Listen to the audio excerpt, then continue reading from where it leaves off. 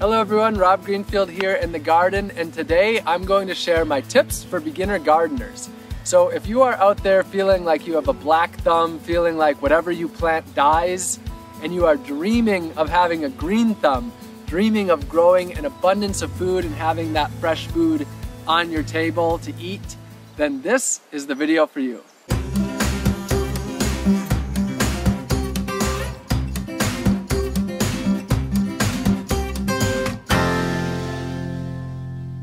I actually feel like I'm in a really good position to be able to share these tips with you, and the reason why is it's not that long ago that I was a complete rookie gardener myself. Go back just 3 years ago and I had grown very little food, and then I launched into a year-long project of attempting to and successfully growing and foraging everything that I ate for an entire year. And during that year I grew over 100 different foods in my garden. So I quickly went from a beginner who had grown very little to a pretty experienced gardener who has spent hundreds of hours in my garden and other people's gardens, both in the United States and in other parts of the world.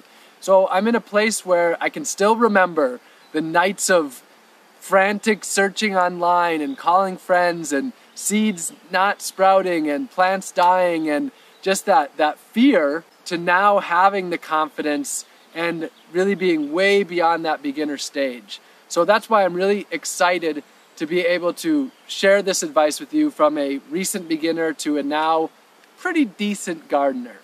So my first tip is a really simple one, and that is to start small. A lot of people have this dream of turning their whole yard into a garden and growing an incredible amount of food. That is a wonderful dream to have. I completely support it. But what a lot of people miss out on is the fact that it doesn't happen overnight, that you go from having very little gardening skills to all of a sudden this paradisical garden. Everybody has to start somewhere. And for a lot of us who don't have gardening in our background, our parents didn't garden, where we're starting kind of from scratch as adults, starting small is one of my absolute key places for beginner gardeners. So that could mean a small raised bed in your front yard. It could mean, some plants on your balcony or your windowsill. Don't put yourself down for any amount of food that you grow. Any amount of food you grow is a really positive step forward. So start small, and each season you can add on more and more and more.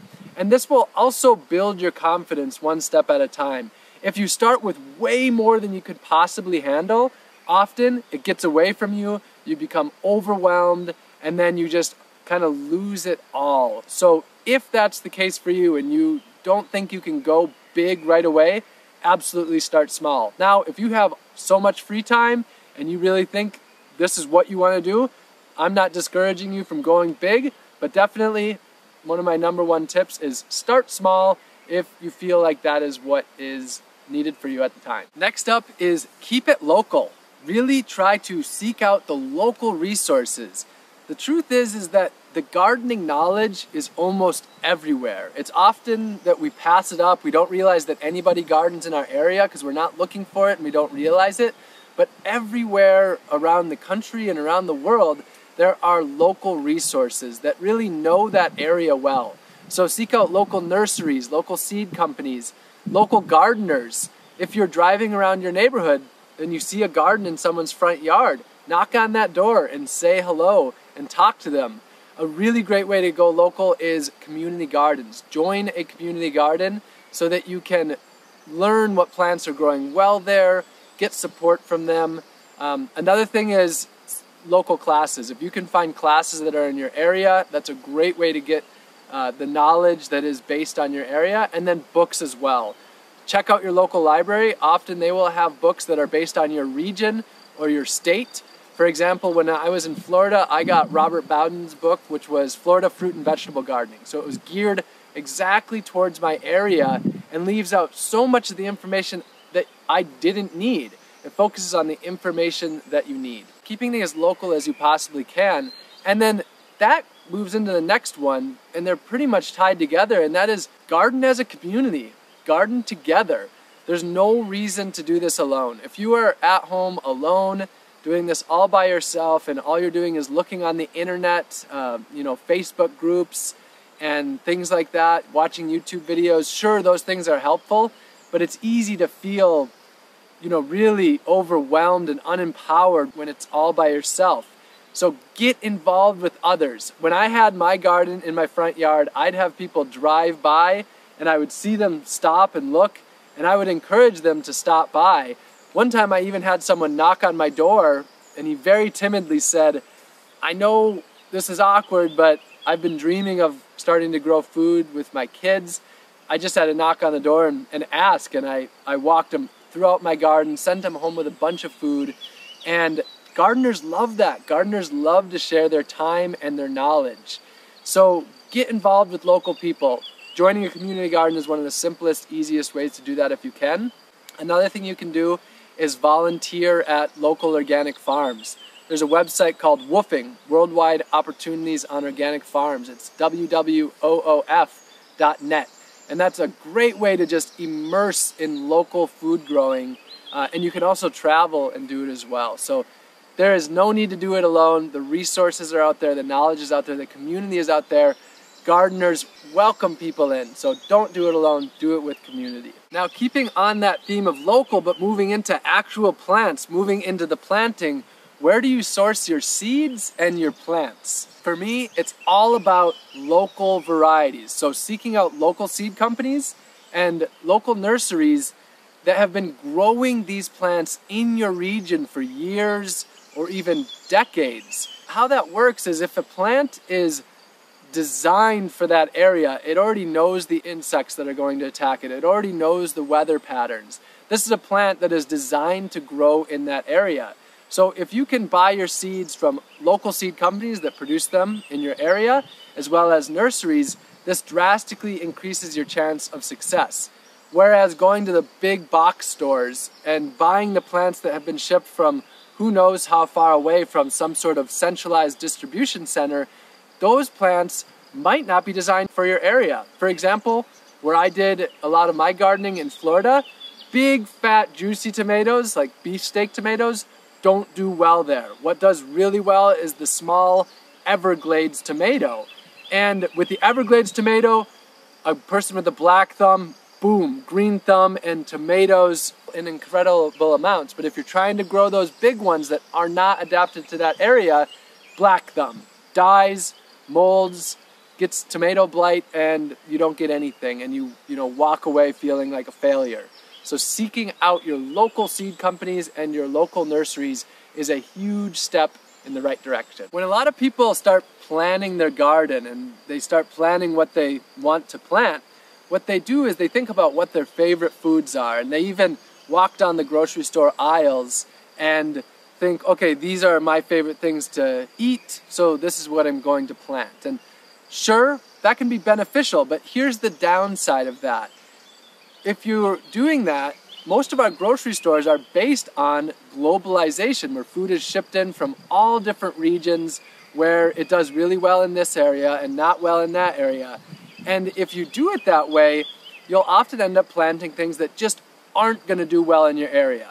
So I think the best thing to do is, instead of going to the grocery store and asking what you like to eat, talk to people in your community, ask them what grows so ridiculously well that you can't even kill it. What grows so well that it becomes a problem because there's so much of it, and plant those things. For example,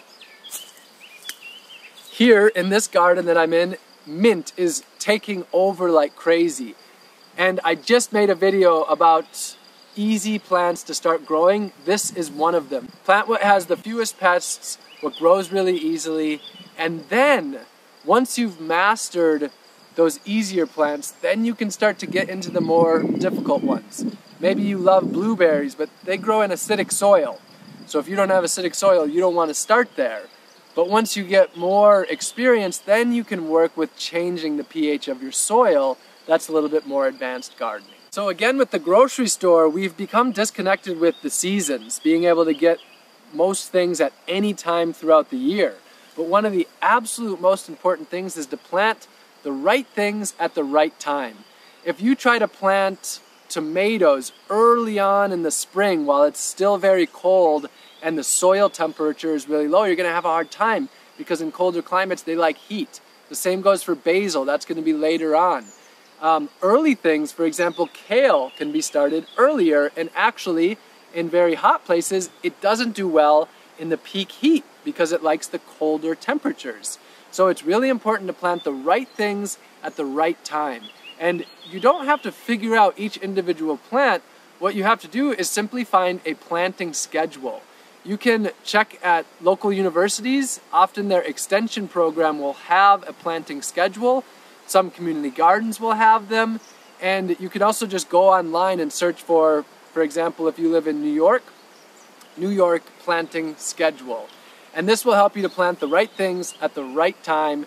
And by doing that, ensure the success of those plants. As far as the details, like how far apart do you plant each different thing, like tomatoes or kale or arugula, and how deep do you plant the seeds, and should you transplant, as in starting from pots in a greenhouse or in your house, or direct sow the seeds into the ground? For that, I recommend following the instructions on back of the seed packs that you get, and really importantly, getting a book for your area, which I mentioned at the beginning. A lot of these books that are based on your area, they give you those details, so you don't have to seek it out for each individual one. So in this video, I'm not going to go through those details because they're based on each area. Instead, get a local book for your region and follow the instructions from the seed companies where you buy those seeds. There's a lot of other details, for example, sun and water and soil. You could talk about that for hours and hours and hours, but I want to give just a few tips on that. As far as sun goes, for beginner gardeners, I generally recommend full sun. Now, if you're in a shaded area like I am right now, that's really difficult. There's plants that can grow well in shade, but generally, most plants need a lot of sun. Make sure that you're not under the shade of a tree or where your house casts shade for half of the day. So before you plant your garden, keep an eye on that spot and remember that the sun changes throughout the year. So planting in full sun. As far as water, one of the basic ways to tell if you're watering enough is when you grab a handful of that soil, ideally it should stay in a clump that breaks a little bit, and it's basically the consistency of a wrung out sponge. So watering in the morning is the best before the heat, and if not the morning, then the evening, not in the middle of the day. Another way to test if you have enough water is you stick your finger down into the soil, and if it's moist when you get your finger down to about your second knuckle here, then that's another sign that you have enough water. If it's dry all the way down, it needs to be watered. So soil varies all over the place and how you're watering, whether you're in the desert or in a very fertile area like southwest Wisconsin or in Florida where it's mostly sand, it's going to vary a lot. But those are a few tips with water. And again, local resources are key because they're going to know your soil. And then another one is healthy soil. A lot of people, they only focus on the plants, and when they see problems, they think about the plants. But the truth is, one of the most important things is having healthy, living soil. So take care of your soil. Take very good care of your soil. Your soil is your life source to have that healthy and abundant food. My next tip is to make it convenient. Now, what I mean by that is putting your garden in a location where you naturally go. If you put your garden in, a 10-minute walk on the other side of your property where you can't see it, it easily becomes out of sight, out of mind, and it's easy to neglect. So put it in an area where you naturally go every day. Maybe your front yard, right next to your front sidewalk, where every day you have to walk past it to get to your car. That way, every morning and night, you're naturally drawn to it. And the same goes for water, making sure that you have your water source near your garden ideally, whether that's a long hose or if you don't have a hose, right next to the spigot where you have your buckets or your rainwater harvesting. Designing it so that it has a relative amount of convenience will make it easier to get out there. Don't put a whole bunch of obstacles in the way. And this is really important when you are getting started and you're not used to it and you don't have a habit of getting into the garden and you have a habit of just going to the grocery store, it's easy to neglect it if it's out of sight, out of mind. So design it to be relatively convenient. When you're just getting started and you have an incredible amount of information out there and it's really hard to choose which is the right information, it's easy to be infiltrated by chemical mindsets. The idea that you need to spray things, that every insect should die, that the soil needs these massive amount of fertilizers. But my tip is, don't fall into the chemical mindset. In my year of growing and foraging all of my food, where I grew over 100 different foods, I never used a single pesticide, not even organic ones. And these pesticides have only existed for a tiny, tiny fraction of all the times that humans have lived off of the food that they've grown. So you can grow without all of that, without needing to have all of this money and this outside resources, and be able to grow in an organic and in a sustainable manner. Next, I want to talk a little bit about mindset, and focusing on a mindset of abundance rather than scarcity. Because when you think in scarcity, it often creates scarcity around you. But when you design in abundance and you think in abundance, it can actually help create that abundance. A really important part of that is remembering that in order to have an abundance, you have to have death. Death is a part of the gardening experience. So don't be afraid to kill plants. In fact, when you kill plants, think of that as part of your lessons, part of your learning to becoming a successful gardening. And in that way, it's not a failure, it's a part of the success. But even more importantly, remember, plants die. It's not like, especially annual plants like carrots and kale and collards and broccoli. All of these only live for a period of time. They have to be harvested and then they die. Don't think of death as a failure. Think about it as a part of the cycle of the gardening. Another thing that I mentioned just now, I mentioned annuals. Annuals are plants that basically you plant every single year and you harvest and you have to replant every year. Perennials are plants that you plant once and they come back for a very long time. Raspberries and blackberries and blueberries, strawberries, fruit trees like apples and pears and plums, nut trees, Jerusalem artichoke, rhubarb, all of these foods that come back year after year are perennials. So I recommend working with perennials as much as you can because they generally take less work, they have a lot fewer pests, they take less nutrients, and they keep on coming back year after year after year, and many perennials thrive on neglect. Focusing on perennials is definitely a big tip that I would move towards. It's often great to start with annuals. For example, radishes, they produce in 30 days. That's one of those easy plants that I mentioned that can give you that boost of success and that confidence to move forward. But as you get better and better, I recommend moving more away from those annuals and moving more towards the perennial system. So there you have it. Those are some of my most important tips for beginner gardeners. There's a lot of other ones out there, but if you just start with those ones and you remember to start small, start simply, maybe start with just 5 easy plants that you're excited about, and if you do 5 the next year, and you do 5 the next year, within a few years' time, you can be growing dozens of different species. Make some goals, make some of those smaller goals, make some of those bigger goals, and use those smaller goals to chip away at that ultimate success of, your giant front yard just dripping and oozing with food absolutely everywhere. So I hope that you gained a lot from this video. If you did, make sure that you subscribe. If you have friends who are beginner gardeners that consider themselves to have a black thumb, make sure to share this video to help them if you think it would be helpful. And if you want to get this out into the YouTube world, ask questions, comment in the comments below, and make sure to give it a thumbs up as well. So I love you all very much, and I'll see you again in the garden real soon.